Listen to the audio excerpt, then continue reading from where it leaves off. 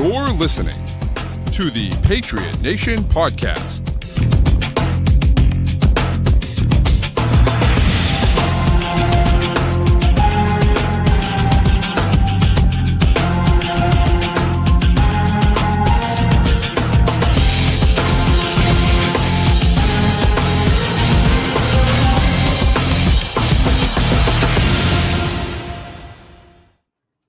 All right, welcome into another edition of the Patriot Nation podcast, of course, brought to you by Prize Picks and Game Time. As always, your guy Pat Lane here with my man, Matt St. Jean. And Matt, we are approaching the final week of the preseason. And so we're almost there. We're almost there to actual football that counts. Pretty cool. Yeah, we're this time next week, we will have a 53-man roster. Can you believe it? Pretty nice. Pretty nice. One week from yesterday on Tuesday. Yes. Next Tuesday will be the day. It might take the extra day because if the Patriots make waiver claims on cut down day, they're not going to be processed until Wednesday, 4:00, I think. So if they cut below 53, they might not get to 53 until a week from today. That's a good point. That's a great point. So also we got a few new people in the chat today. Patriots Productions saying hello. Let's go, Pats. Michael over here saying Pat's Nation, and of course we got our guy Old Man Mob out here. What's up, guys? The Bill and Brady of Pat's Media. That's right. That's right. Does that mean we're both past our prime? I don't know. So anyway, might be. I'm sitting here drinking tea because I got a cold on an August night. Like that's the way it goes. We got another new guy, Boston Sports Love to see it. Thanks for coming through. Appreciate you. Look at this. Law D saying what's up. Love it. Love it. Love the chat getting involved. We appreciate you guys. Thank you. So Boston Sports Love wants to shout out to Cameron. So what's up, Cameron? Thanks for coming through. We appreciate it. So that's what we got. Oh, look at Mac Jones is in McWorkle. Mac Jones saying hello. What's up? Did we sign? Matt, of course, asking if we signed a tackle yet. That's an appropriate question for Mac Jones. We did not. So, but hey, what are you going to do? You know what I mean? Nelson, how we doing, sir? Thanks for coming through. All right. Let's talk about the roster. That's what we got to talk about is the roster. When we get into the third preseason game, probably a little bit at the end. I want to talk about, I'm sure we want to talk about the Drake May stuff what's it called? That Gerard Mayo was talking about today. I totally blanked on the name. I had a very long day at work today. But yes. Yeah, they also, I think, UNC's coaches or somebody went on Colin Cowherd and was talking about Drake May not having bust potential too. Yes, that was Greg Cosell. Yeah. So we could come back to that at the end of the show. Some interesting quotes on Drake May this week. Interesting. He's in an interesting spot. Yep. Also, Scott, with a shout out to your hat because it is a dope hat. It is a dope hat. I got this hat when I was up at the joint practice last week. I had barely taken it off. It's incredible. Since I got home. It's very corduroy and everything. It's dope. Super comfortable. They got the 2009 50th anniversary logo on the side. No idea why, but I who knows? Doesn't matter. Looks good. Doesn't matter, to be honest. Yeah. So, all right, let's get into it. Let's get into our 53-man roster. Want me to intro the game that we're going to be playing? Let's intro the game that we're going to play a little bit, and then we'll go from there. Yeah, we're going to be doing a little almost like March Madness style bubble watch with the players on the roster right now. So I think we're going to go through all the positions. We're going to say we think is a lock to make the roster at this point, guys who we think have realistically no chance of making the 53-man roster. And then once we're through those guys, we're going to break down the guys that are left into who we think is in at this point, who we think is out, and probably what they would need to do on the Sunday to earn a spot on the 53. So, and definitely throw questions in the chat. We can bring up different questions as position groups come up through this. Yes, too, exactly. I was just thinking that. I just started a few because I was like, we'll get to those when we get there. So, let's start with quarterback. Quarterback is I think where you just start, and I think it's pretty obvious. I'm assuming we're going to be on the same page. By the way, we did locks separately, so I'm interested to see if we have any different ones. But my roster locks for quarterback, and I'm sure they're your roster locks as well, are Drake May, Jacoby Brissett, and Joe Milton. To me, and we kind of talk about the outside looking in. I think there's almost a 0% chance that Bailey Zappi makes this roster. I don't see it. I think he's okay, right? And Jacoby Brissett hasn't looked great, but it doesn't matter. If Jacoby Brissett doesn't look great, that means that you start Drake May and Jacoby Brissett's on the bench. Yeah. Bailey Zappi isn't giving you anything. He's not the mentor that you want for your young quarterback. Jacoby Brissett is that guy that you want. He's the mentor that you want. He's the guy you want. So to me, that's the three, and Zappi is cut. And to me, the only reason why they've kept Zappi around is because they want him on the practice squad. That's the only thing that makes sense to me. Because otherwise, what's he doing here? Well, I think it's that, and also he's experienced enough to just like do the scout team quarterback things, and right? Stuff like that. Yeah, I think we're 100% on the same boat. I waffled a tiny bit about whether or not to call Joe Milton a lock, just because, day 3 pick, he's looked good but not exceptional in the preseason. And if there was a crazy circumstance here where a whole bunch of guys played well Sunday night, they wanted to keep them, and they thought they could get Joe Milton through to the practice squad, maybe. But the more I thought about that, I just don't think there are enough guys who could push him out of that spot. No. And I think the only path for Bailey Zappi to make this roster was if the Patriots were not comfortable with how far Drake May had come in camp and wanted another veteran who could play if Jacoby Brissett got hurt. And, them talking today about being confident in him running a huddle and getting a couple first team snaps and all of that, that's out the window. So I think Bailey Zappi is gone. I think he's going to go somewhere else. He's good enough to be on a roster in this league somewhere, I think, even if it's just a third quarterback spot. He's one of those guys. He's at least good enough to be on a practice squad somewhere. Yes. He's been a starter before. Not that good, but there's enough there that some team will want to bring him into the building and see what they can do. And I think he's going to take that opportunity instead of staying in New England, where he'd be the fourth quarterback who's older than two of the guys who are ahead of him with no real chance to move up that depth chart. Well, and that's a good point. There is certainly a chance that Bailey Zappi says, you know what, I'm going to sign on someone on a practice squad, but it's not going to be here, right? And I think that that's a possibility. The problem is that your practice squad typically is your fourth quarterback. And so it doesn't really matter where you're at. You're going to end up being that fourth quarterback anyways. I just feel like for me, that he probably ends up, on the roster here, I think, on the practice squad. But, you never know. You certainly never know. We'll see what happens there. And maybe the new coaching staff this year helps things out. I think it's weird vibes with Zappi right now. And I feel he's in a tough spot right now where he's just getting a lot of the blame for things that happened last season. He didn't play that well. It wasn't for a lack of trying hard. There was a lot wrong in the offensive room since he's been here. We'll see where he ends up. But this is 3 locks for the roster at quarterback for me. One guy with no real path to making it. And that, I think, is it. There's nobody that's on a roster bubble at quarterback right now. No, I would agree with you. Drake May is not a bubble player. I would say not. No, I would say not. And again, I just think Milton is the same thing. Like, you took a flyer on Milton because he has that high ceiling. I just don't think you're giving up on that right now. And I think somebody else will take that. If you cut him, that someone else will take that flyer. So I'm not risking that. So, all right, let's move to running back. And Michael asked a good question here. He says, we need to figure out our RB3. Couldn't agree more, because I have 2 roster locks, and that is Ramondre Stevenson and Antonio Gibson. And so now the question becomes, who is that third guy on the roster? And I don't know where to rank them, to be honest with you. I think I'd probably put JaMychal Hasty as the third guy right now, but Kevin Harris has kind of more of that. It depends on what you want from your third guy, right? JaMychal Hasty is more that speed kind of shifty guy, whereas Kevin Harris is more of that bowling ball type guy.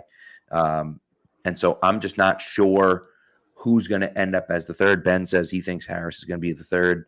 I think that certainly makes sense, but I think there's an argument for Hasty as well.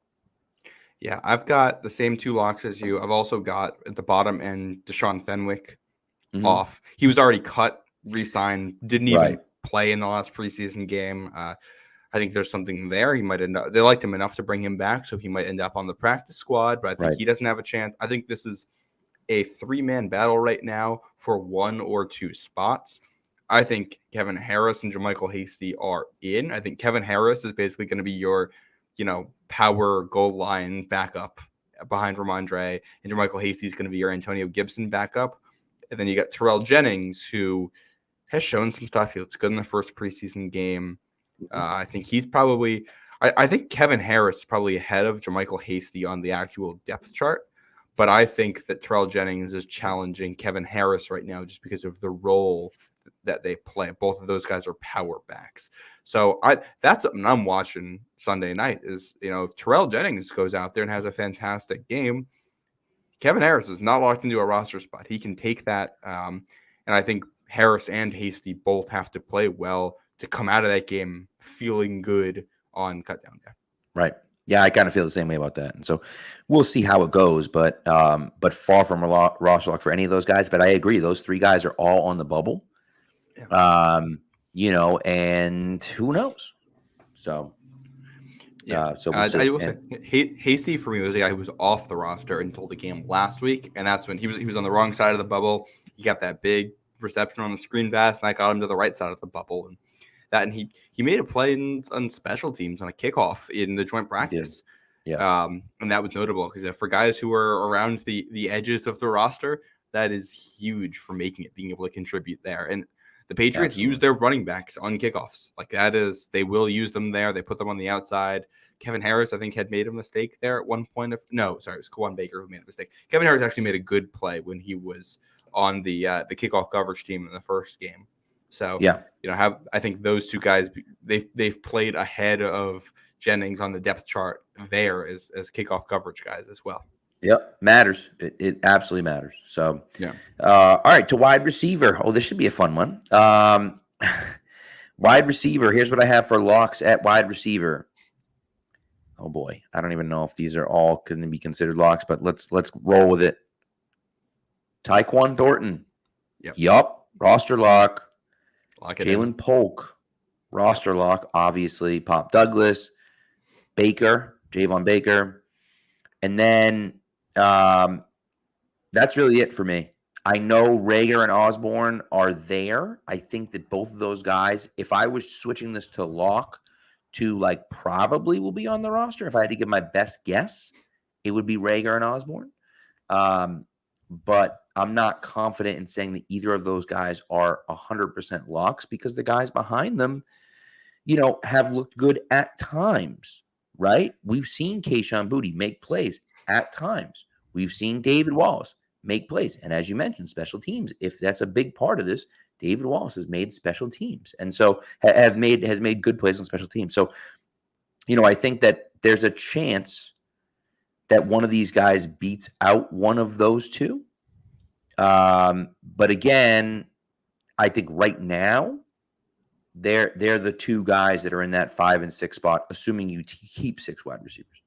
So I've got more locks at receiver than you do. I think you got the 2 rookies just based on, even if they didn't play well, it's based on draft status. You're not cutting the 2nd or 4th rounder year 1. So Polk and Baker on this roster. Pop Douglas, good player on this roster. Kendrick Bourne, a lock whenever he is healthy. He'll be on this roster. Well, again, I'm not including Bourne only because he's on the PUP list, right? He's going to start the season on the PUP list, and so that's why I'm talking about the original 53-man roster, and he will not be on it because he'll be on the PUP list unless he gets activated at some point in the next 3 days. But I will say this is what we said about Calvin Anderson last year, and he got activated the day of cuts and made the roster. So. It makes no sense. It makes no sense. There wasn't. They needed the body, but it wasn't. It was a weird situation. So Kendrick Bourne is a lock at some point to be on the roster. We don't know if he'll be healthy enough for day 1. I've got Tyquan Thornton as a lock. He has been a starter with the offense since literally the first day of camp. Right. He has only played with the starters essentially in preseason games. He has. Probably should have 2 touchdowns with better quarterback play. He's gotten open on a go route. He got open in the end zone on the play where Jacoby Brissett threw a pick. By all accounts, he's looked a lot better in camp this year. So, Tyquan has earned this. KJ Osborne is somebody that Mike Reese locked in earlier in the process, and I'm just going to respect his judgment here. If he's saying he's a lock, he's a lock. I think what helps Osborne, he's played an offense like New England's before, and he's super steady, and he can be a run blocker. While Bourne is out and while Polk is developing, I think Osborne will be a super useful player to have around. And like when you're in situations where you're trying to run the ball and you're going with a heavier personnel and you want to condense the receivers, it's probably going to be like Jalen Polk and KJ Osborne as your two receivers on the field. Two guys who can make contested catches and hopefully be in the right place at the right time and also get engaged in the running game there. So I think he'll be useful in that role. And then I only have two bubble players here. Okay. I've got Jalen Reagor and Kayshon Boutte. And I've got Reagor on the right side, and I've got Boutte on the wrong side of the bubble. For me, this comes down to a couple different things, but Reagor has played above Boutte on the depth chart, has more high-end talent. He's a faster player. He can also fill the role that Tyquan Thornton plays and add a speed element for you. And he's a starter on special teams. He's one of your top kick returners right now, and he's looked good in that role, which I think puts Kayshon Boutte in a tough spot. He hasn't played poorly. He's been the team's top receiver in the preseason. But that's, because he's down the depth chart playing against second and third and fourth stringers. And right. I think he's done basically everything you can ask. But he's a guy who isn't that good of a route runner, who's had inconsistent hands, who doesn't play special teams, and with a number of guys above him, I think it's really hard for Boutte to make this roster. I kind of agree with you on that. I understand some people in the comments saying that, he should get more of an opportunity, that he should have. He's gotten a lot of opportunities. He's gotten a lot of opportunities. And unfortunately with Boutte, he is very up and down. Sometimes he makes a really nice catch. Like he caught the one-handed pass from Drake May. Like he caught, he had the long pass in the first game. But then he has some easy plays that he misses. And that's one of those things for me that it's like, okay, Javon Baker, I can live with him being inconsistent, right? We knew he was going to be inconsistent. We knew the drops were a problem. We knew that he had those issues. We knew it, right? That's why he got drafted in the fourth round instead of the second, right? That's the reason why you got a guy like him in the fourth round, because he's not a finished product. Kayshon Boutte's in his second year. He's not as good of a route runner as a guy like Javon Baker. He's not as explosive as a guy like Javon Baker. And so now you're giving me another inconsistent player, and it's like, well, where does this guy fit, right?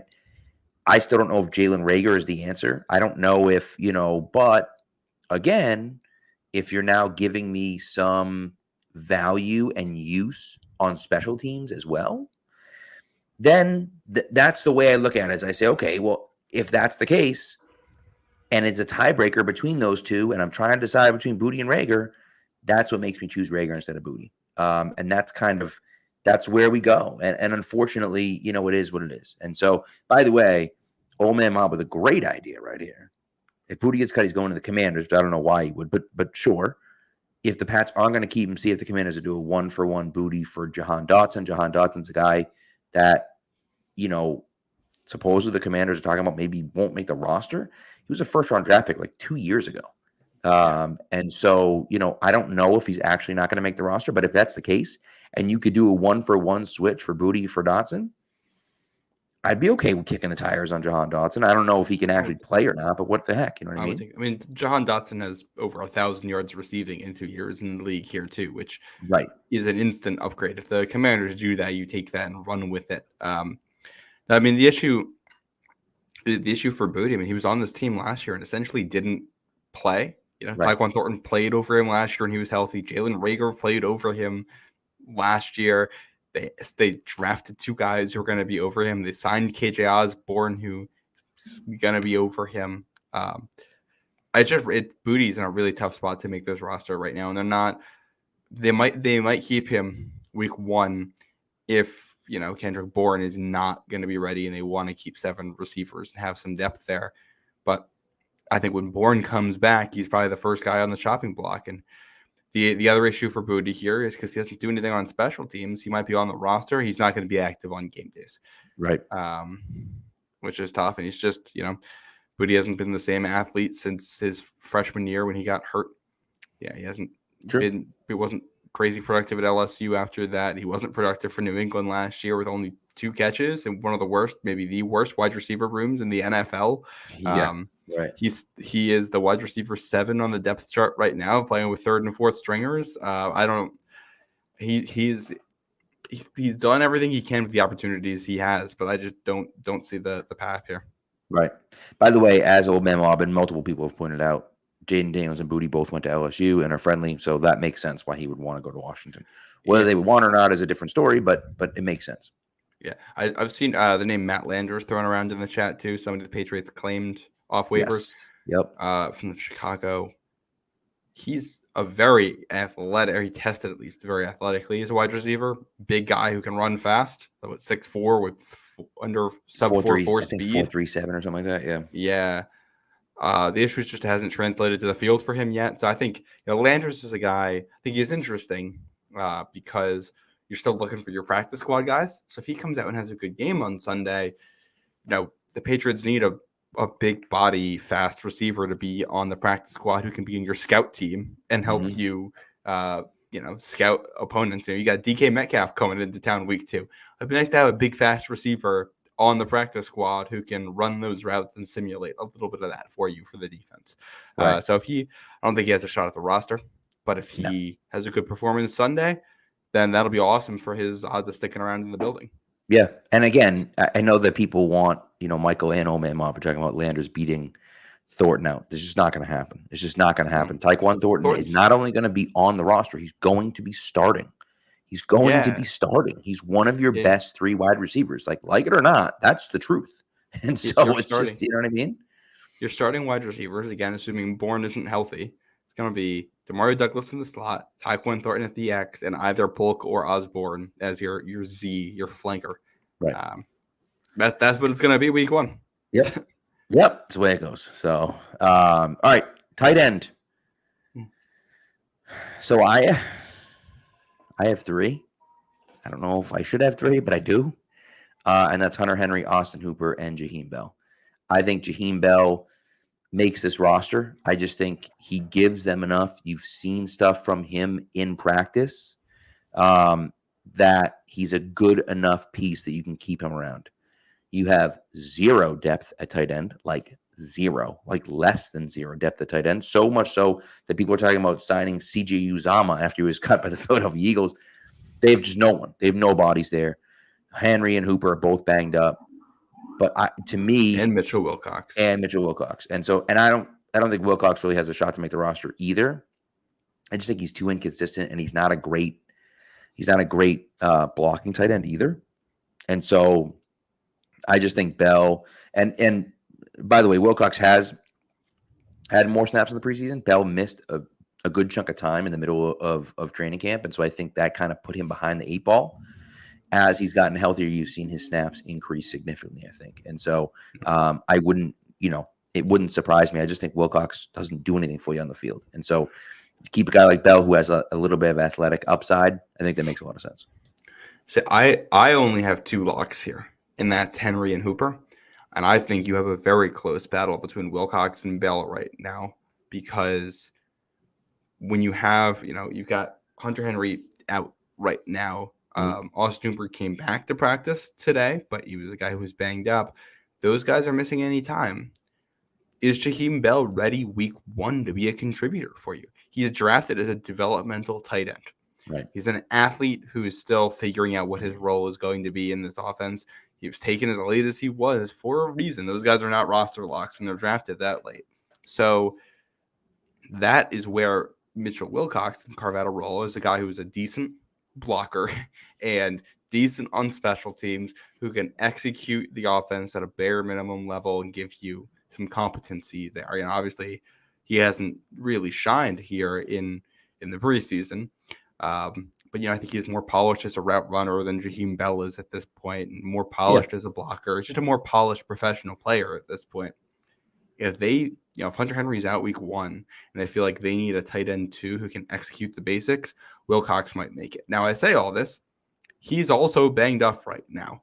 Right. So that is a factor for Sunday. Bell got more playing time this past week, because he earned it in the first game.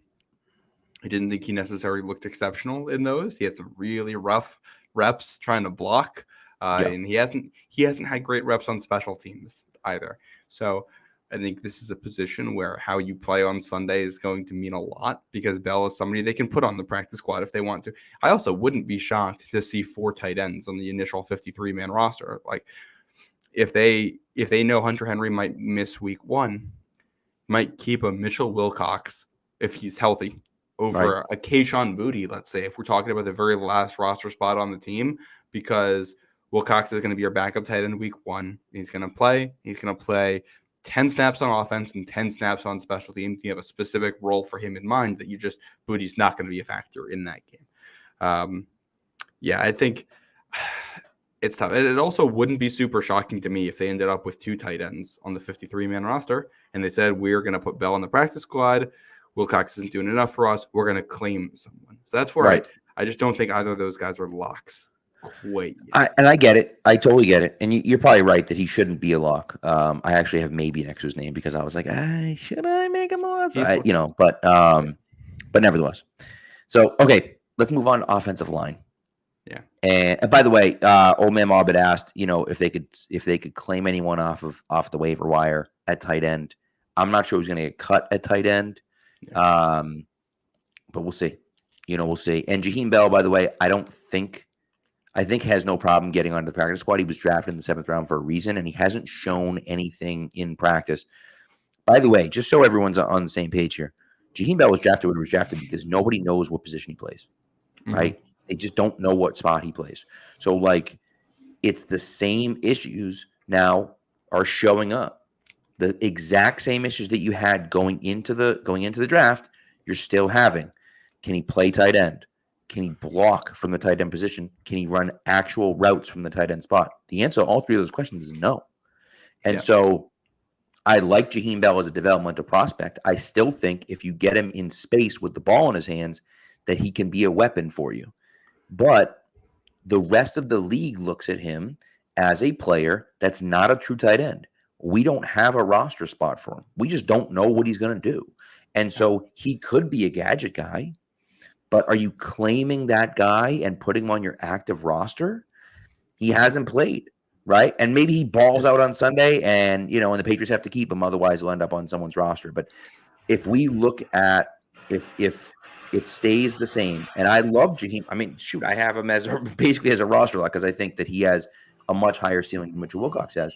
But if the same thing happens on Sunday that's been happening, I don't see why anyone would jump at the opportunity to claim Jaheim Bell.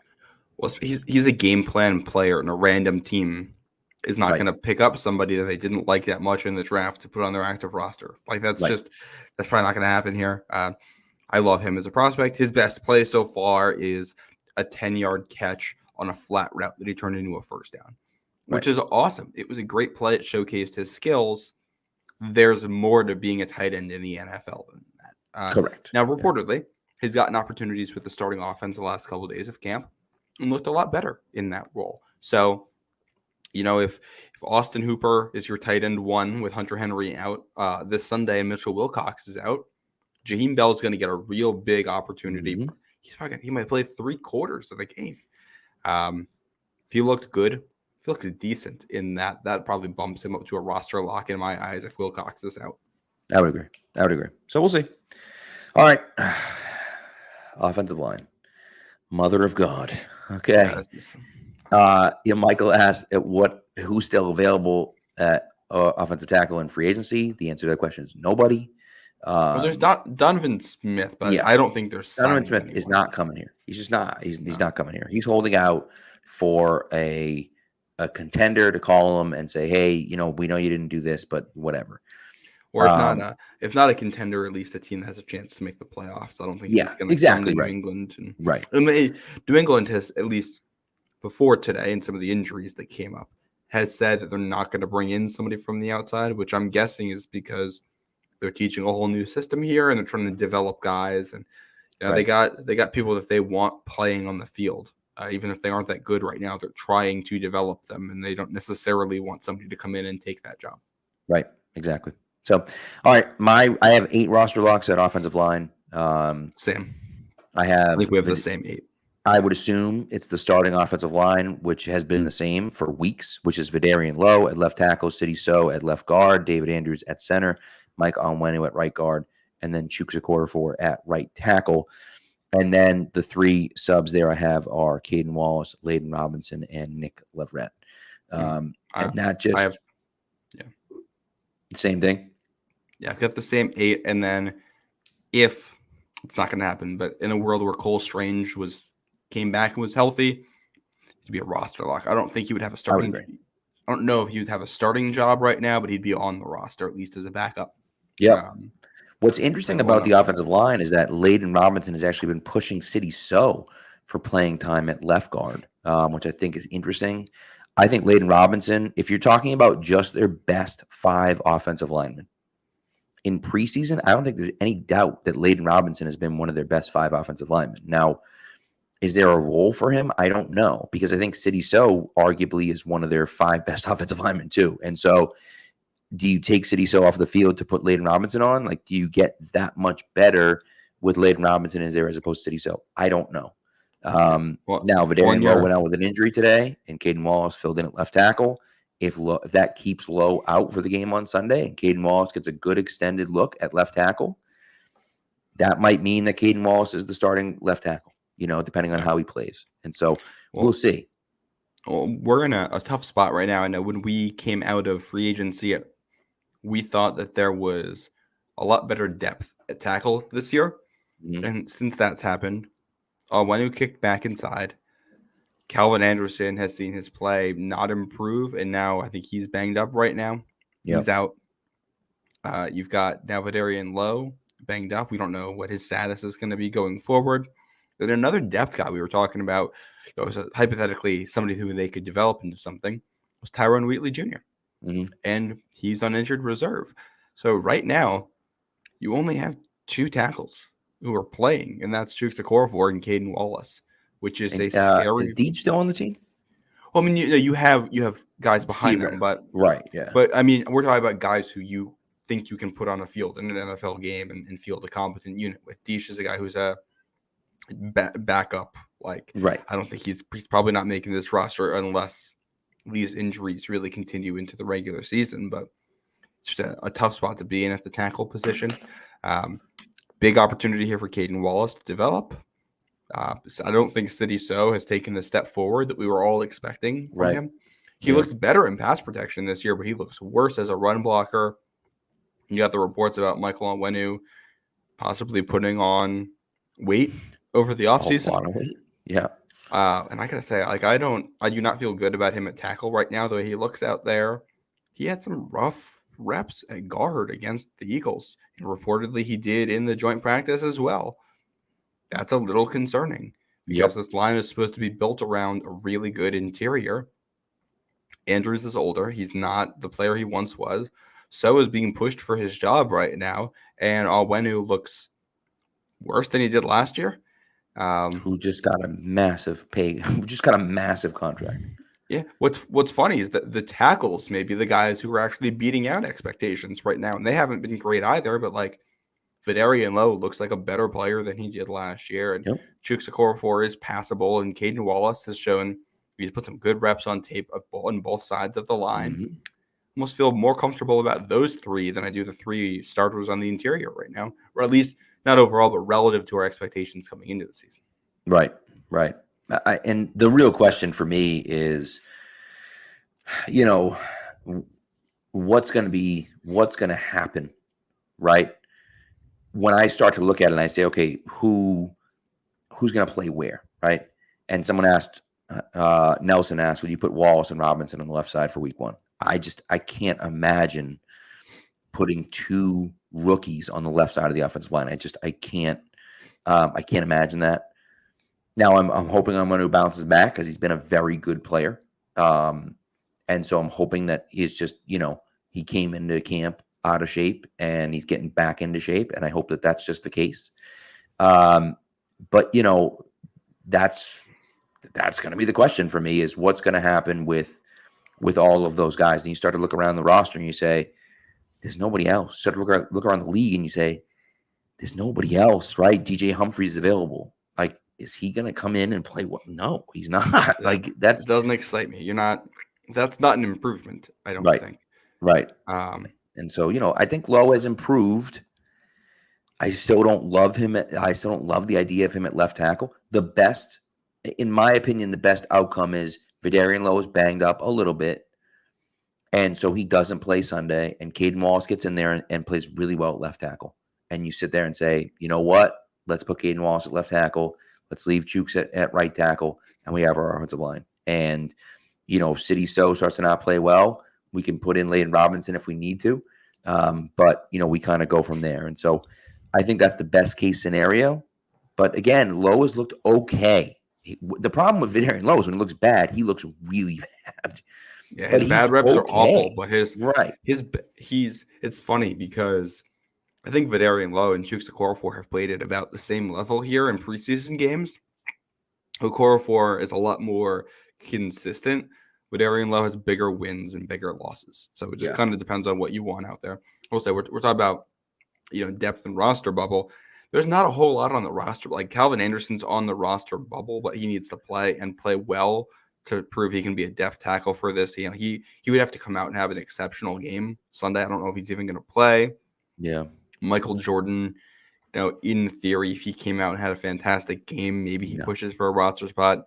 Antonio Mafi, I think he's getting pretty close to being cut here. Yep. Yeah. Kellen Deach, I guess, is the interesting name here to push Calvin Anderson at tackle for the fourth tackle job if guys are hurt. He should get a look on Sunday, but I don't know if he's the kind of guy you want there. I think you might prefer to try to scour the waiver wire or make a trade, cut down. Yeah, I think a trade makes the most sense. We'll see, but I think like a guy that's going to get cut that you think, hey, is a developmental player, similar to what they did with Tyrone Wheatley. Of course, that didn't work out, but it could work out this time around, with a different player. And so, we'll see. But I don't know. There's been a lot of questions about Cole Strange. Cole Strange is not. I don't think he's going to play this year. I just don't. I mean, he's hurt. He's been hurt. He just is consistently hurt. And so I just can't trust he's going to be here. When the injury he suffered is one that usually takes about a year to recover from. Right. That was late November, early December. So you're not seeing him before that this year. And maybe he comes back late in the season, but he's on the PUP list right now. And there's a deadline for when you have to be activated from that, which is is it week 10, week 12? Good question. I don't know what it is now. It used to be week 6 or something like that, or week 8. It's what it used to be, but I don't think it is. I think anymore. The PUP is that you can't play until either week 4 or week 6. There's also an end date where you have to be activated by a certain point, or you end up on injured reserve. I don't know if Cole Strange is going to be healthy by then. Good point. Good point. I would not count on seeing Cole Strange on the field this year. Because again, even if he does come back, he won't have had training camp. He's going to have to work his way back into shape, then get back with the team, and then learn the new system.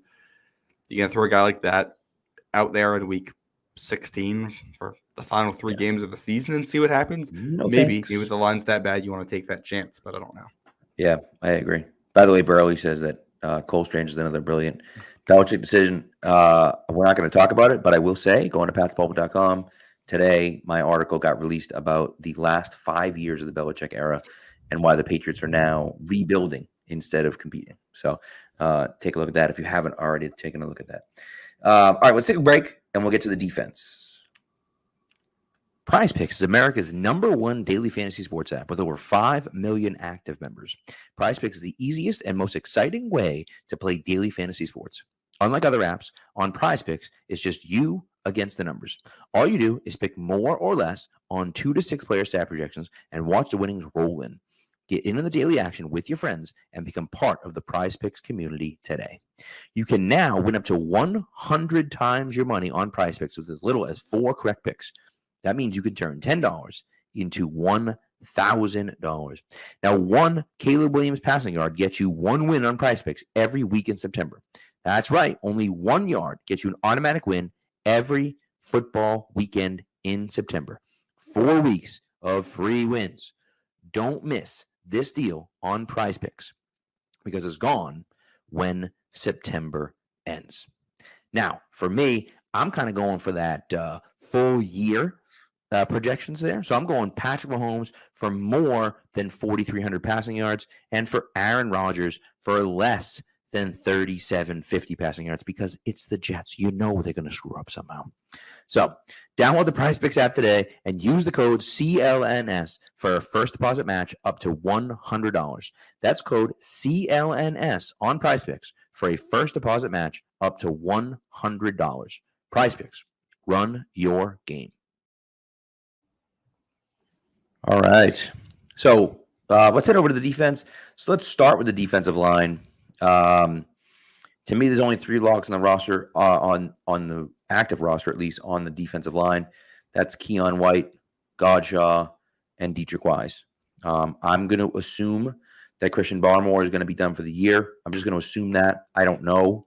Of course, we don't know if that's the case, but it does feel like that is the case. Now, if you want to put Josh Uche into the defensive line as opposed to linebackers, then I would make him one as well. But I don't know. I probably consider him more of a linebacker than a defensive end. Nevertheless, those 3, and then again, if you want to include Uche, then 4. Yeah, I've got the same 3 as you. I've got Uche with the linebackers. Barmore's a lock when he's healthy, and then the other 3 are going to be starters for you. And then I have 2 more who are in the, I considered making them a lock, but I wasn't quite there yet. And that's 2 defensive tackles. Daniel Laquale has been their top Barmore replacement as a pass rusher.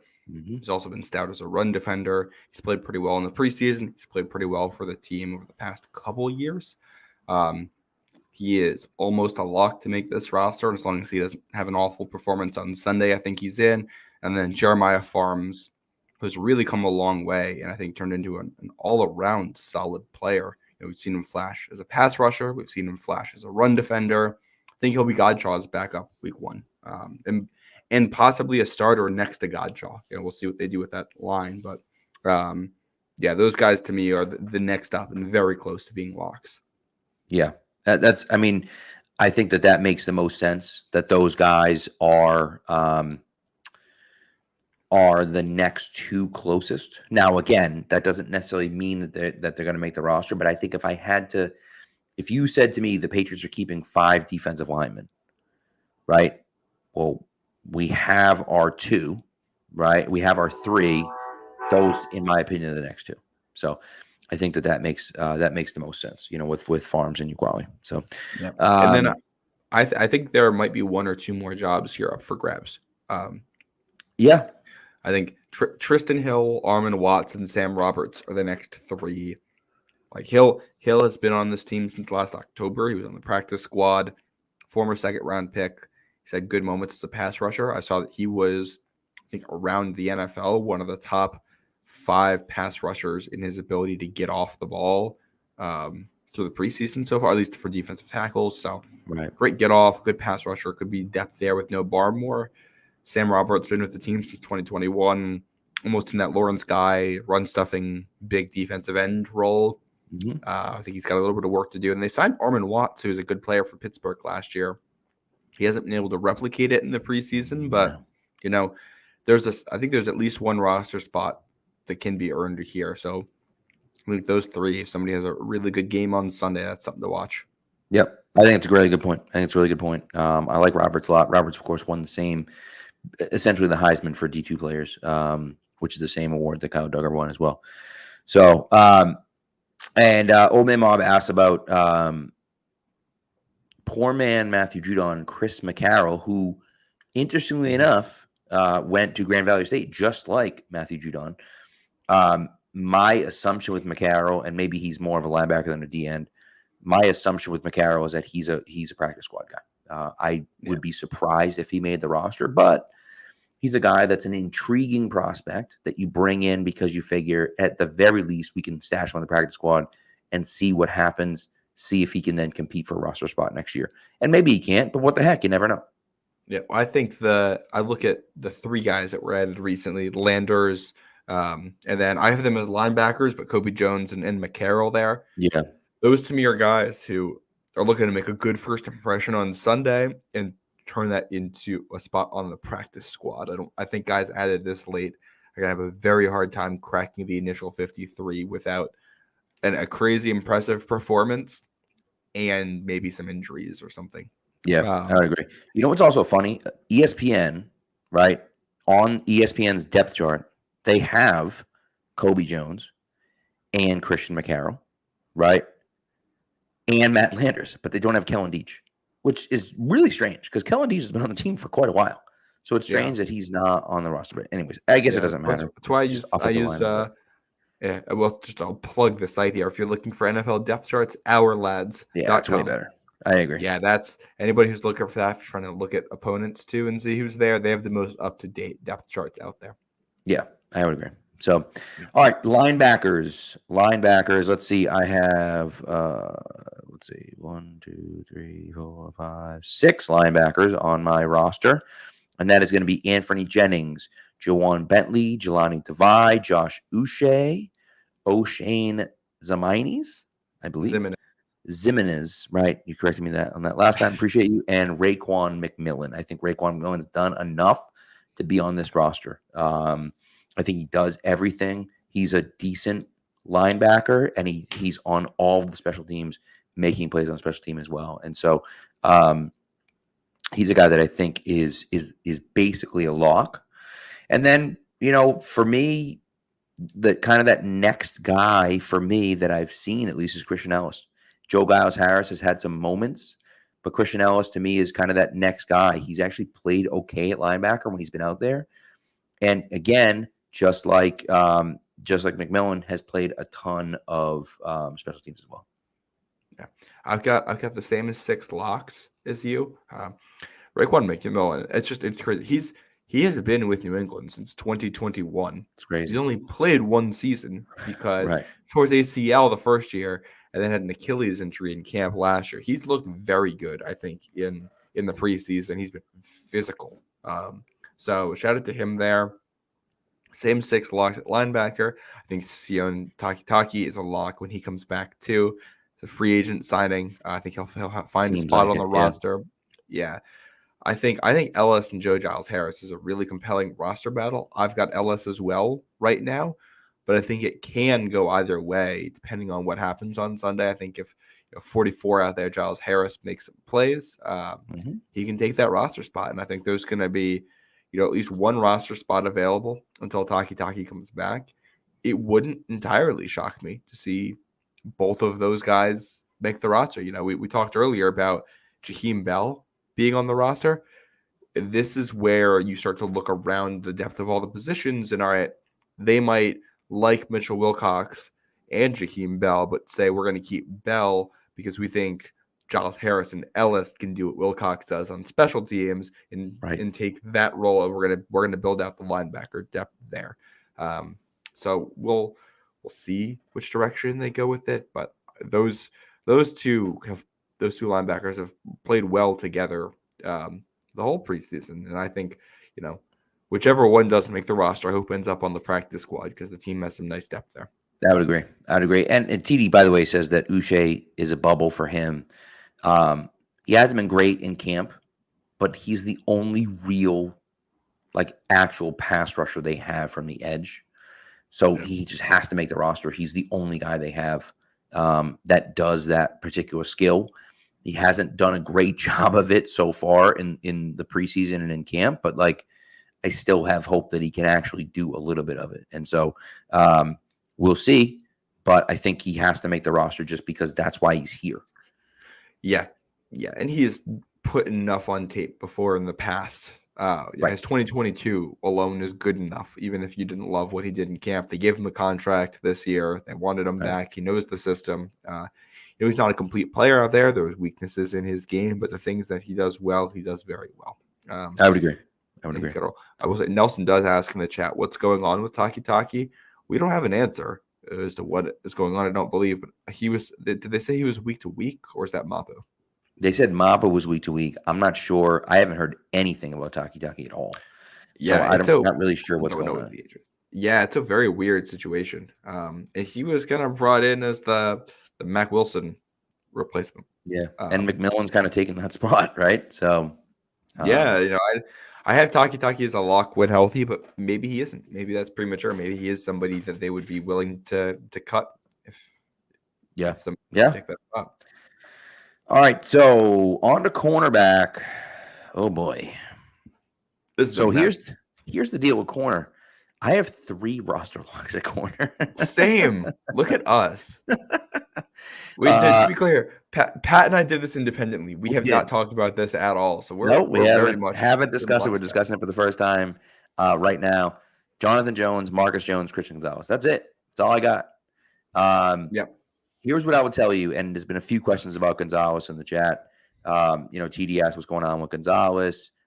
Juan over here says, is Christian Gonzalez going to have a better season than his rookie season? I think was a good question. Look, here's the thing, right? I think when you look at Christian Gonzalez, okay, I'm not worried about him. I'm not worried about Christian Gonzalez. He has been very open about how in camp he's been trying different styles and trying different ways to do things. I think that he's a guy that knows what he's doing out there, and so he's mixing in other things. And so I'm not concerned. Now, am I pounding my chest about Christian Gonzalez Defensive Player of the Year? No, I'm not, right? But I still think that he's a good enough talent. He's still like, I haven't seen a guy move the way he moves at the corner position. I don't even know when. Like, he's just so smooth. He flips the hips around so fast and so easily. It's crazy. And so, maybe you want to say, well, he gets out physical, then he's not strong enough, and he's not this, and he's not that. Maybe that's true. Maybe he's a little too finesse or whatever the case may be. But, I'm not sure what's going to happen with him. Again, is he going to be an all-pro this year? Maybe not, but I do think he's going to be a solidly above average corner. And, if he plays the way he played last year, he's going to be a great corner.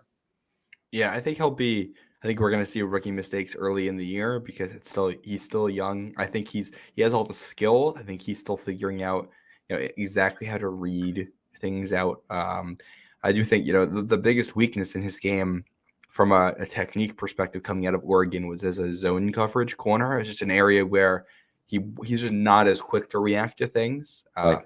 And that's an area where he should improve. Right. So, that might be an area of weakness early this year, but I think you're still going to get the guy you hope Christian Gonzalez is by the end of the season once he's put in all the reps. And he's got a gauntlet to start out this season of sure does. elite receivers. You don't even really get a break until maybe the midpoint of the season. I think that game in Jacksonville is probably the first game where it's not, just crazy receiving talent on the other side of the field.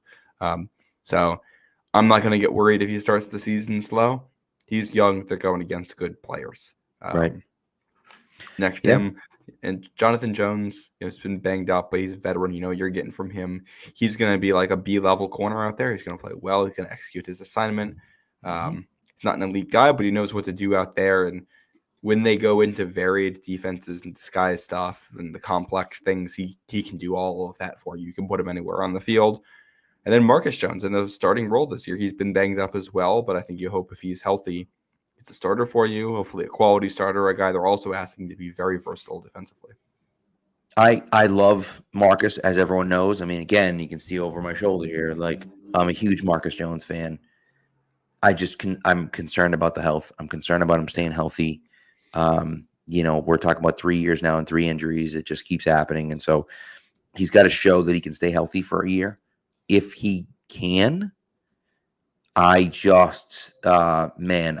he could be really good for them. And so we'll see. He's small, but he has the physicality to play outside corner. And so, we'll see. And then you mentioned, I had mentioned the disguise stuff they do. You talked about Marcus Jones playing safety, I think, before. And I think he talked about that today, that's something he's done a little bit this season. Patriots do a ton of the disguised coverages where they will have corners drop back into deep zones and play other spots on the field. And, this is year 3 in New England. He should know what he's doing with that stuff, and he's got the speed to play back there. So he should give you a lot of variety in coverage. I think I think the corner group right now is very low floor when you consider the injury histories of these players and the youth of 2 of the 3, but it's also incredibly high ceiling because Jonathan Jones is a guy who's been a very good corner in his career. Marcus Jones has all the talent in the world to be a quality starter, and Christian Gonzalez can be an all-pro level guy. And, if you get lucky and those guys all end up playing well together, this can be, a top 5 secondary in the NFL, especially when you include the safeties in that. Yeah, I agree. So we'll see. We'll see. Well, now, here's the thing. Let's talk about the bubble. the bubble's huge at corner, right? Obviously, if we only have 3 roster locks, you're talking about a huge bubble there. In my opinion, the first 3 guys on the bubble are Alex Austin, Marco Wilson, and probably Shaun Wade. I'd probably then throw Isaiah Bolden in there as well, as kind of those top 4 guys that are on that roster. I think Azizi Hearn is on the outside looking in. I think Marcellus Dial is on the outside looking in, and I think Mikey Victor is also on the outside looking in. I think Dial is an interesting guy. I just don't think he's going to make the roster, and I think he's a guy that could be on the practice squad. So that's the thing for me. Shaun Wade, as much hate as Shaun Wade has gotten, and he's gotten his fair share from me, he's looked pretty good this preseason. So I think he's a guy that, can show you that he can play a little bit. Not that he's going to be a great player, but he can be a rotational corner. And I think that that's important. He raises your floor a little because you can put him out there and he's going to know what to do and execute at a baseline level. Right. Yeah, to me, I think the bubble is, I think it probably has 2 tiers here, with the top tier being Marco Wilson, Alex Austin, maybe Isaiah Bolden. He's really tough to place right now, but Bolden's up to those other 2 guys, and he plays special teams, and they put him around, like they moved him around on the roster or on the field. So I think he's in a better spot. I think if I had to do a roster cut right now, I think they keep 6 corners, and those are probably the 3 that go with the locks. And then I think Shaun Wade and Marcellus Dial in that next group of guys who wouldn't be surprised if they made the roster. If they go out and play well Sunday, they could definitely earn a roster spot in the process. It's just tough to tell because they've moved the depth chart around so much. They're mixing and matching, and the defensive line has been so dominant that you're not really getting a ton of quality reps to evaluate the coverage. Right. So True. I think Marcellus Dial is the only guy who's been a negative on the field. He's still got talent. Right. He's in a tough. Still have to earn his way back up to be into this conversation. I think he's a practice squad guy, but I think you probably keep 3 of the 5 and try to get the other 2 to the practice squad. Those 3 probably finalized after Sunday's game. Yeah, I would agree. Also, Carlos over here checking in says Marcellus Dial has been really good on special teams, which he has, and I think that makes sense. He played, a ton of special teams in college, but I just don't know if that's enough to get him on the actual active roster. Yeah, we've got Old Man Mob in the chat right now talking about Miles Bryant, saying he doesn't sound horrible right now. And I have to say I agree. I went back. A shout out for anybody that's on NFL Plus. They just added a new feature where you can sort through film and watch stuff.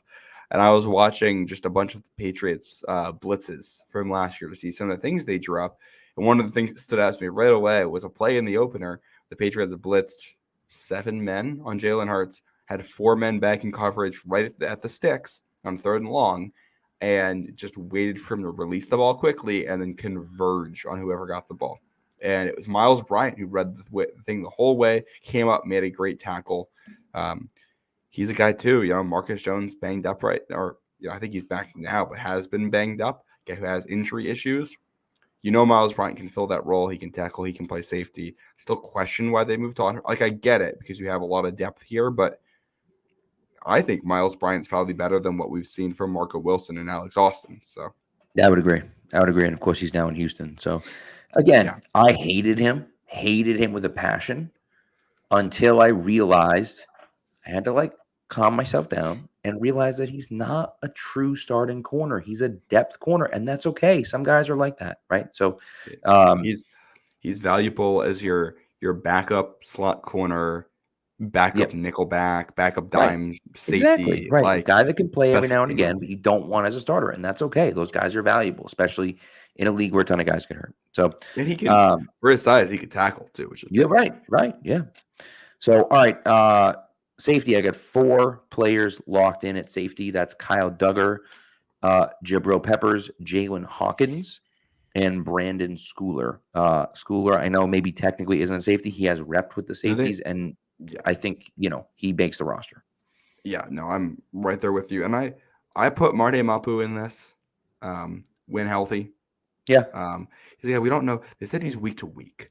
Right. Which maybe that means next week they think he's healthy enough that they're going to put him on the roster and let him. It's possible. Yeah. Finish rehabbing on the active roster. I don't know.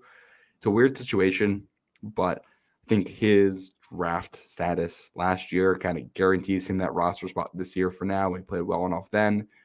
It's just a weird situation there with Mapu. I wonder if he isn't one of those guys that ends up on the IR to then come back off the IR. That's what I expect from him. Right. That's the only reason why I don't have him as a roster lock. Yeah. I think the top guy to replace him right now, and I think we're going to be on the same page, is Del Pettis.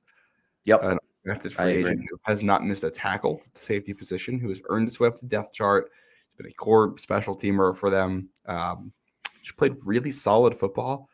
I don't think he has necessarily been better than somebody like Josh Bledsoe, but he is, younger, newer to the team. So Bledsoe's been here a while, and they might say, we're going to go with a younger guy who played well preseason. And it wouldn't shock me to see Del Pettis make the initial 53, especially if he plays well Sunday, take Marte Mapu's spot while he's on injured reserve, let's say, and then you see where things land when Mapu's healthy enough to come back.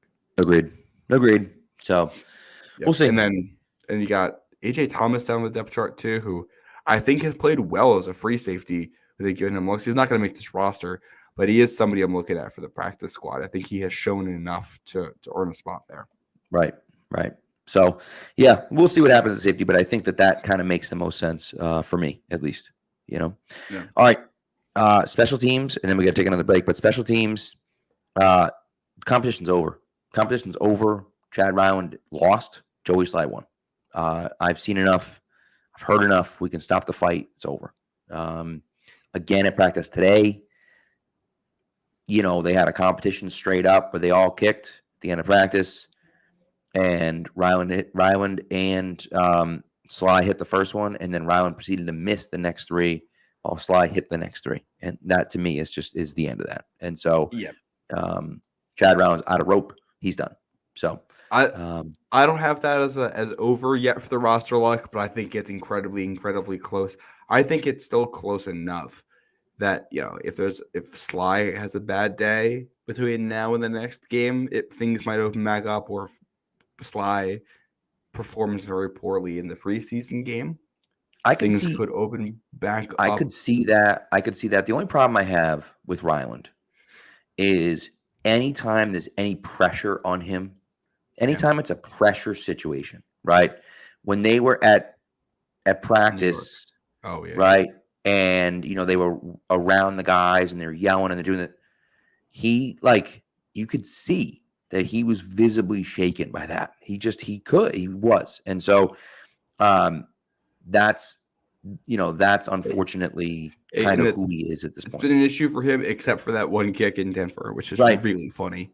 I do think Ryland has been improved from last year, though, as a kicker. And I think in general, we should feel better about the kicking situation, because I think Ryland, I think Slye will win the job. I think he'll finish this off on Sunday. But I think Ryland ends up on the practice squad. And I think he's a guy, he's got the leg to be someone worth investing in, developing, seeing if you can improve some of this stuff. Right. And, if Slye goes down with an injury, I feel much better with Ryland coming up as a backup to replace him this year than I did about Ryland's performance last year. And you never know, maybe Slye is a kicker for a year, and Ryland develops on the practice squad, and we come back in a year next season, and Ryland looks a lot better, and he's going to be your starter in a year into the job. Certainly possible. That'd be amazing. Yeah I will also say one thing that helps Slye here, I think, a little bit. Dude is big. He sure is. Kickoffs, he hasn't had to tackle, but he has shown he's very willing to get into the fray if necessary. Yeah. I think that might be a little bit of a tiebreaker there too. But neither of these guys have missed on a preseason game so far. True. That is true. Which is very good. We talk about the pressure. Chad's only getting extra points, but he's making them. So. Right. And what's funny is that it's just kind of worked out that way because I think Sly has been the first kicker and then they've alternated. And so actually, I think that's not true. I think in the first game, Ryland was the first kicker, and they kicked an extra point first and then a field goal. And in the second game, Sly was the first one. They kicked the field goal, extra point field goal. And so, I think that's kind of how it went. We'll see what happens with Ryland. The hard thing for me, man, is like looking at Ryland, who was a 4th-round pick last year. When you have so many other needs, to draft a kicker in the 4th round is just unconscionable. Whoa. And then to do it in 2020 as well and draft Rohrwasser, who nobody had ever heard of before, right? And obviously that one didn't work out clearly. And so it's just like you've spent 2 middle round picks on kickers that have both failed miserably, right? And again, Ryland maybe someday could be an actual kicker, but right now he's not. And that, that's a tough one to swallow. If there's anything that says that Bill Belichick lost his touch, I think it's that missing on 2 kickers, both of which were considered a reach. And I think the consensus board doesn't like drafting kickers, but even if you control for that and say the kickers are worth drafting, both Ryland and Rohrwasser back in the day still went way higher than they were projected. Absolutely. Well, he had who's the guy with the specs from Georgia? Oh my goodness! He got drafted by Rodrigo. Indy. Yeah, Blankenship. The Blankenship. I couldn't Blankenship went in like the 7th round or something like that, and he was great for Indy for a year or two, and then he flamed out. But still, it was like, what are we doing? So I didn't hate using a draft pick on a kicker, and I understood why they went as high as they did because kicker was a need with Nick Folk getting older, and I think the top kicker on the board, the Michigan guy Jake Moody, who was someone they had worked out. I think that's who they wanted, and he went, I think, the 3rd round, like in the 49ers overall. He went way higher than anyone expected. And I think when that happened, the Patriots were like, we're just going to take the kicker because we need one. Which is not a good strat. Like that's one of the issues the Patriots are where they are, is that they back themselves into a corner repeatedly of having huge draft needs where they have to draft certain positions. They end up reaching on players at those positions who don't fill the need because they aren't that good. And then you still have the need, and you could have used the draft pick on somebody else who's a better player. Exactly. Really hoping that doesn't happen again this year with the Caden Wallace pick. Yeah, we'll see. I think Caden Wallace has looked pretty good out there at tackle. He looks like he belongs in a way that some of the other reaches that they've had have not. Correct. Yep. Didn't love the pick. Still don't love the pick, but I'm starting to like the player. So so we'll see. And then obviously the last 2, Bryce Behringer and Joe Cardone. They're on the roster. It just is what it is. Tucker Addington's here, but only because Cardone was banged up. So he still is. I think he missed practice today or didn't practice. Yeah. It's interesting, but anyway, Addington will probably end up. He'll either be on the practice squad or on speed dial for if anything happens to Cardona during the season. Yep, exactly. Hopefully, I wonder if Brian Kingen's still around somewhere. Oh God, they have his phone number. It's a deep cut for anybody that doesn't know. That was the Patriots' long snapper for Super Bowl 38. Someone who was at the time a substitute teacher who had basically retired from the NFL. The Patriots, I think, had 2 long snappers get hurt, and they called him up and said, "Can you come?" And he came, and they go to the Super Bowl. And the night before the Super Bowl at team dinner, he slices his right hand open with a butter knife, try to butter a roll, and then goes on to snap. Which is insane, by the way. Who has ever sliced their hand open with a butter knife? Maybe it was a steak knife. Maybe that's what he was using. He was just being silly. But and then with that hand that he cut open, snaps for the game-winning kick in Super Bowl 38. True. And one thing that people forget about that game is that Vinatieri missed a few field goals in that game, and certainly Kingen could have, the operation being different certainly could have added to that. But anyways, I think that story, I think, is a Sports Illustrated article that I highly recommend. Great story. It's a great story. Yeah, look at Brian Kingen. You're gonna have a great time. So, all right, take a quick break, and then we'll come back. Just some really quick things about the game on Sunday, and then Nothing is better than football season. And football season is so much better at the game. Of course, I have season tickets to the Patriots, and I love going to Patriots games every year. The tailgate experience is incredible. And, just being there with family and friends is unbeatable. But this year, I'm actually making a trip all the way out to Notre Dame to see a college football game for the first time. And I'm so excited about that atmosphere as well. Now, Game Time has a new feature called Game Time Picks that makes getting tickets to see your favorite teams play live even easier. Game Time Picks filters out the fluff to show you only incredible deals on great seats that you don't have to waste any time searching through thousands of tickets. Now, for this Notre Dame game, I did go on the Game Time app. I searched through the Game Time Picks. I found the tickets I want, and I bought them. But here's the thing that's even better about Game Time Picks, because they have all-in pricing at Game Time. And that makes it so much easier, because I'm not looking at the ticket saying, oh, it's this price, and then I get to the checkout line and it's $80 more expensive. No. That's not happening.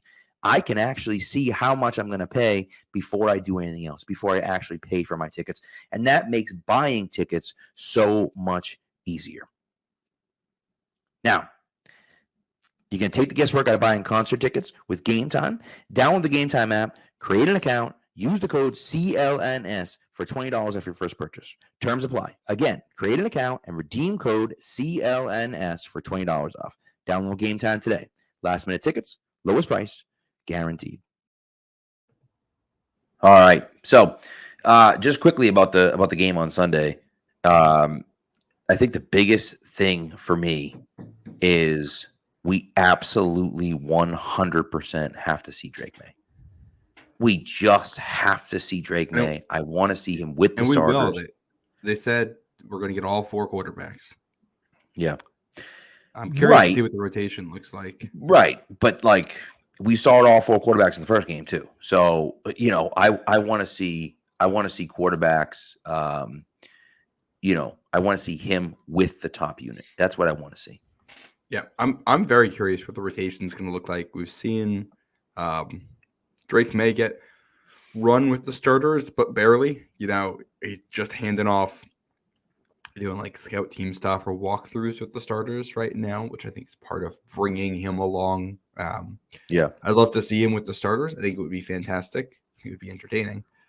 Mac Jones didn't really get run with the starters, and he ended up winning the starting job without that. I don't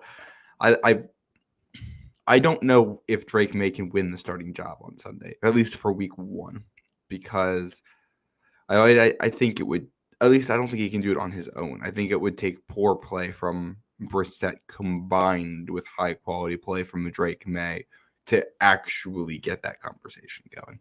Yeah. Well, listen, here's the thing about Mac Jones, right? And you say Mac Jones didn't really get run with the ones, and that's true, except they had a joint practice where Cam Newton wasn't there, right? Because he broke COVID protocols, wasn't there, couldn't practice. Mac lit it up that practice in a joint practice with the ones, right? And that's when the tide started to turn towards Mac Jones being the number 1 quarterback. And I think that's that's one of those things for me that that really kind of gave him that advantage. Jacoby Brissett hasn't done that. He's been here, right? And so Drake May hasn't had the opportunity to do that. And so I think that, that to me is kind of where Drake May is at. I don't think Drake May is going to be started week 1 either, but I do think he's pushing for playing time earlier than we thought.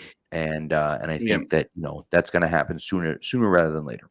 Well, I mean, the other factor here is kind of that regardless of how good Drake May actually looks right now, the press is telling everyone Drake May is really good. And the fans just watch him throw a great throw to Javon Baker, and they watch an hour after Jacoby Brissett threw interception in the red zone. If it looks similar to that on Sunday, and you combine that with press reports saying May good, that's going to drive fans to be clamoring for May earlier and earlier.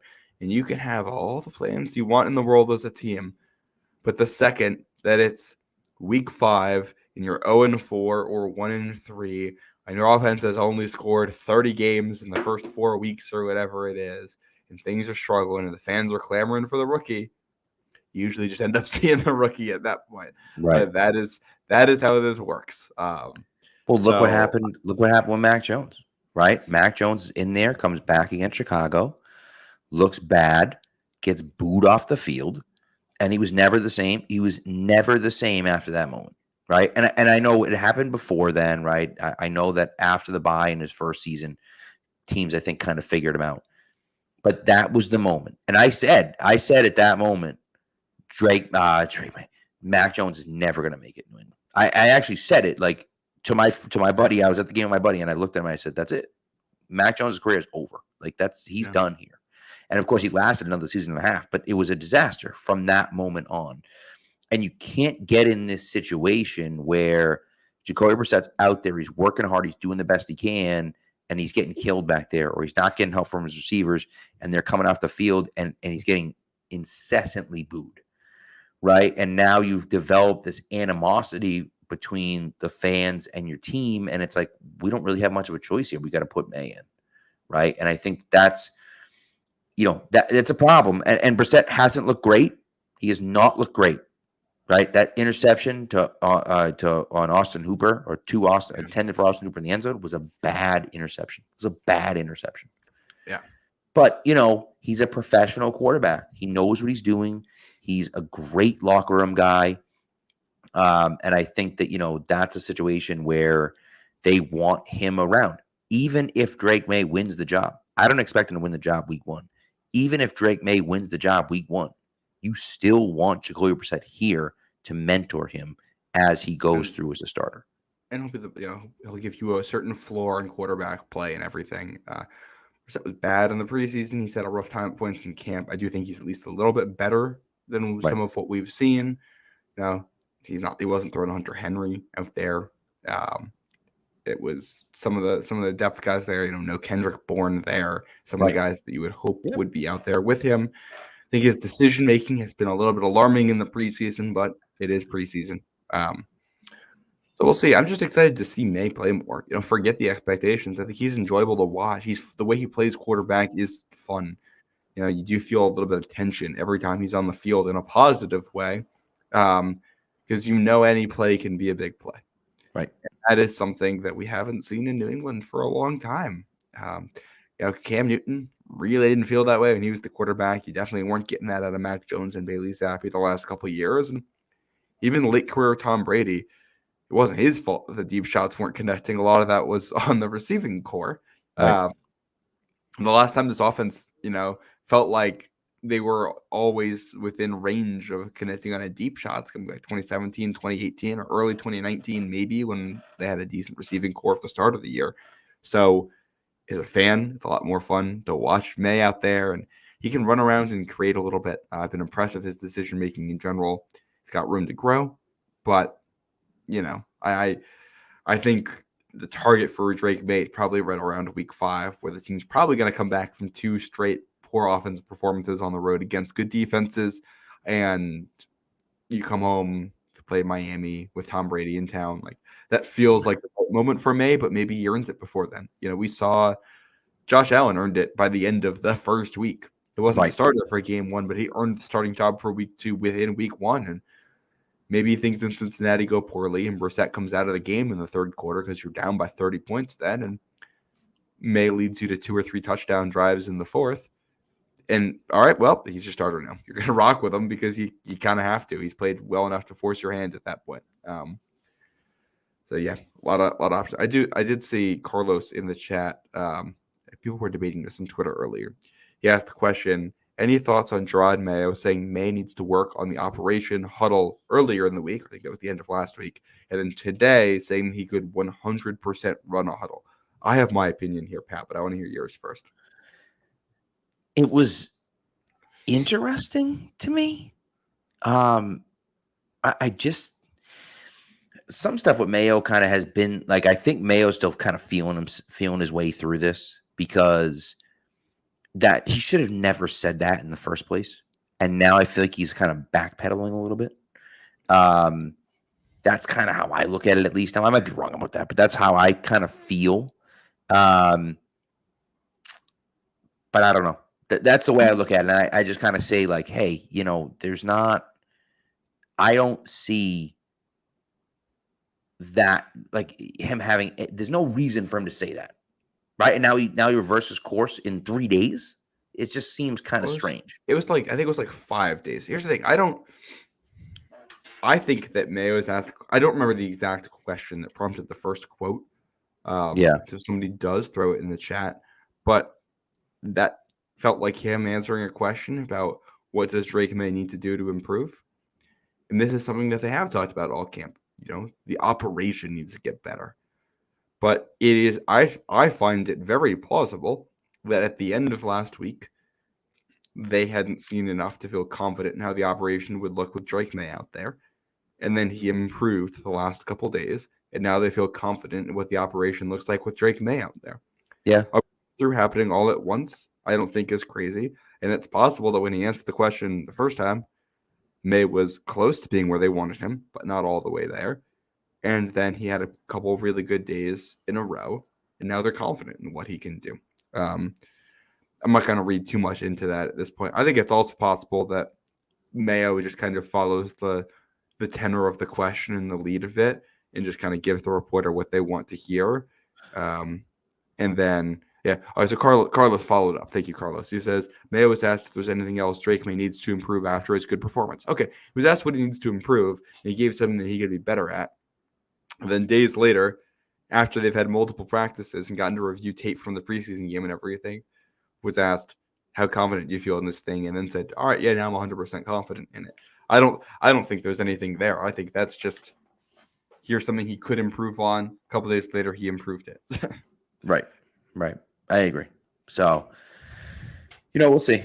We'll see how it goes. People calling for Bazooka Joe. It's just not going to happen. I'm sorry, people. It's just not. There's a reason why Joe nearly ready to play real games right now. There's a reason why he was a 6th-round draft pick. There's a reason why, guys like that are built like that can move like that can throw like that, do not get drafted in the 6th round unless they're not good. That's just the facts. Like, guys like that don't last until the 6th round unless they can't play the position. He can't play the position. That's why he got drafted there. Well, I think he's improved a little, to his credit here. He has, right. He's looked better than I expected. He's had his good moments. He's earned his roster spot. But he's still very much a developmental guy. I think the footwork still needs to get better. He's got to get quicker at reading the defenses. And his issue, his issue isn't the arm strength, but it is the arm strength. It's that he throws too hard. Everything's fastball. Everything's 100 miles per hour. And because of that, the accuracy suffers. The receiver's ability to catch the ball underneath suffers because he's necessarily throwing catchable passes on those balls because they're coming in so hot. So it's just learning some of those nuances where he needs to get better. Right. And TD, school hasn't started yet, but TD's not listening. You're not listening, TD. I didn't say good quarterbacks don't get drafted in the 6th round. That's not what I said. I said quarterbacks that can move and throw and are built like Joe Milton do not get drafted in the 6th round unless they can't play. Tom Brady was drafted in the 6th round because he was slow. He didn't have a great arm, according to everyone else. And he was insanely unathletic. That's why he got drafted in the 6th round. Well, and then the other issue for Tom Brady was that he had to split playing time with somebody, and nobody knew what to do with that situation. Right. I will say, I do think there's one aspect of Joe Milton that we haven't talked about on here at all that I think does merit some discussion in this conversation. And I can't believe we haven't mentioned this. When he transferred to Tennessee, he lost the QB competition to Hendon Hooker. And despite losing that competition, he was praised as being a great teammate through the entire process. Yeah. And I think that is huge because he's somebody that's probably going to have to be a backup in New England the whole time he's here. He's going to have to be the cheerleader for the guy at the top of the ticket. And it's true. He proved he could do that without an issue in college. So in the future here in New England, next year, if everything goes well, it's just Drake May and Joe Milton as your quarterbacks. Yeah, I agree. By the way, TD, I'm just poking fun at you. But you're right. You're right. That's that's the guy for me that is your backup, right? Is your long-term backup. And again, it's an RG3 Kirk Cousins situation, right? In a perfect world, they both work out, and then you get to choose which one you want to keep, right? In some kind of upside down world, if your number one player gets hurt and the other guy develops into a good player, bam, you have your starting quarterback. If the 6th round pick doesn't work out, he doesn't work out. What are you going to do? You know what I mean? It's a 6th round pick, but you're taking that lottery ticket. And so that's why, to me, there's no way Joe Milton isn't on this team, because he is the type of guy. And again, if he's a good teammate, which sounds like everyone says he's a very good teammate, why wouldn't you want that guy at the end of your roster? If you can develop him into even a halfway decent quarterback, you have a guy that in today's NFL has the potential to be a really good player. And so that's that's the way I look at it. And then I think you look at what this offense is trying to be and the way the team construction is at this point. It's a team that wins with defense. It's a team that wins with running the ball, and a team that's going to win with a play action passing game primarily. If that's what it is, somebody like Joe Milton, I think, can be developed into a spot starter or backup guy for you. Right. Because, it's not 1-to-1. But you look at what Joe Flacco did last year when he came in for the Browns at the end of the season. Didn't have a whole lot left in the tank. He's got a big arm. He can sling it, and he can hit all of his play action shot plays and punish a defense when you give him the opportunity to do it. Right. Now, obviously, Joe Milton, he has the cannon, but he doesn't have, the ability to read the field that Joe Flacco does, to touch on the ball that Joe Flacco does, any of that stuff. But if he can develop it, right, and you're basically going to run the ball, dink and dunk underneath, and ask him to make 3 or 4 big throws in a game and try to utilize that weapon while playing good defense, and you hope that you get a couple big plays on offense, a couple in defense, and that's how you can stay competitive and maybe beat teams you shouldn't in a game where you got to go to a backup quarterback. I think Milton can succeed in that role, and I was impressed with the early returns in his footwork. I know Carlos had mentioned it in the chat. That footwork's been an issue for Milton, and it already looks better than it did when he was in college, which I think absolutely is, that's a very good sign. I agree. Couldn't agree more. And so a long road for him, but again, you took the lottery ticket already. Like, just hold on to it. If in 3 years you're like, yeah, it's never going to happen, fine, you can let him go. But like, until that happens, what are we doing? Like, just hold on to him. So, anyways, a couple other notes I can kind of give here to wrap up if you want to. Sure. Patriots have the last preseason game. Yep, they are. I was 8:00 Sunday night. Nobody else, I don't even think anybody else plays on Sunday. So look at the lone game there. And the cuts are due 4 p.m. Tuesday. So they're going to have to get home from Landover, Maryland, and then figure out that roster in pretty short order. I wouldn't be shocked if they have a rough sketch of the 53-man roster before they head down there. Yeah. I wouldn't be surprised if they cut past 53. If they're between Mitchell Wilcox and Joe Giles Harris for the last player on the roster, and they're looking around and saying, we're just going to cut both and try to claim a tackle off waivers, I think that would shock anyone here. So I think that is the timeline. So we'll be back after with the games. So we'll have a show after the game Sunday. We'll be back next week, I think Tuesday night. Once cuts are in. Patriots will have the 3rd claim in the waiver order for after cuts if they want to grab somebody. So if there's someone they like, it's I think only the Commanders and the Panthers ahead of them, same as the draft order, that they're going to have to deal with 1 players. So that's what that 48-hour window Sunday into Tuesday ends up looking like. You'll get the claims on Wednesday as that extends out to 72 hours. And then one other random note here for you, Pat. Okay. Based on practice footage, it looks like the Commanders might be wearing their black alternate jerseys on Sunday. Those are actually fire. Those are fire jerseys. Love it. Nope. I love it. I stand by it. They're way better than the current ones they have. I think the Commanders' black alternate jersey might genuinely be the worst single uniform in the entire league. That's crazy. They look like the Steelers. It's just the Steelers color rush jersey with a little bit of red on it for a team that wears red and yellow as their primary colors. You turn on the TV, you don't even know what team's playing. I mean, you're not wrong about that, but who cares what team is playing? They look cool.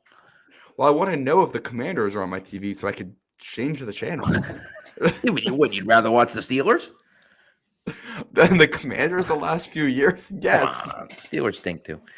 Yeah, they stink, but they're better than what the Commanders have been. You're not wrong. You're not wrong about that. So I think I just think it's like a very awkward, like trying to be military dress up thing. I get it. No, I get it. You're not wrong. I just think that that's so. What was I going to add to your point? I feel like I was going to add to the point that you made. What was the first point you made? I just lost it after you mentioned the black jerseys.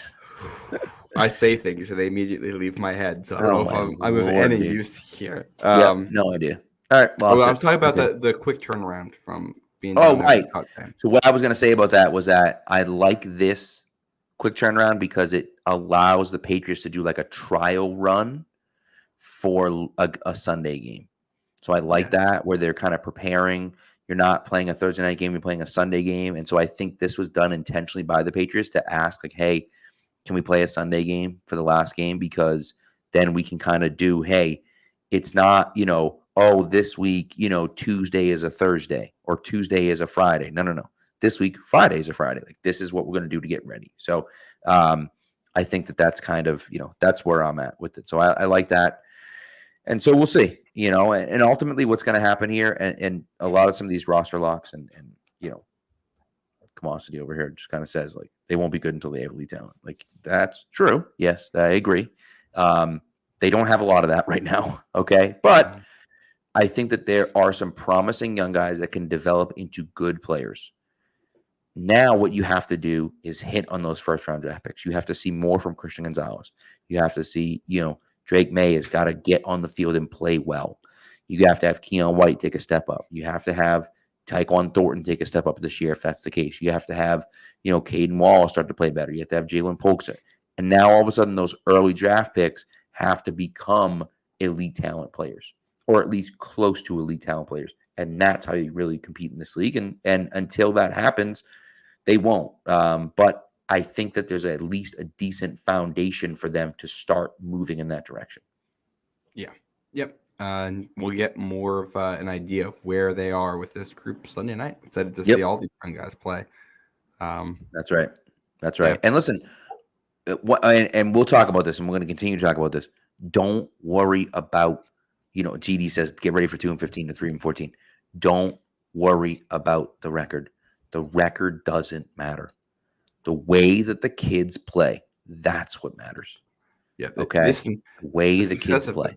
The success of this entire season comes down to if Drake May looks like a good quarterback, because you can bust in the entire draft class, but if you get a quarterback who can be a top 10 quarterback in the league, that instantly means you can be a contender at any point.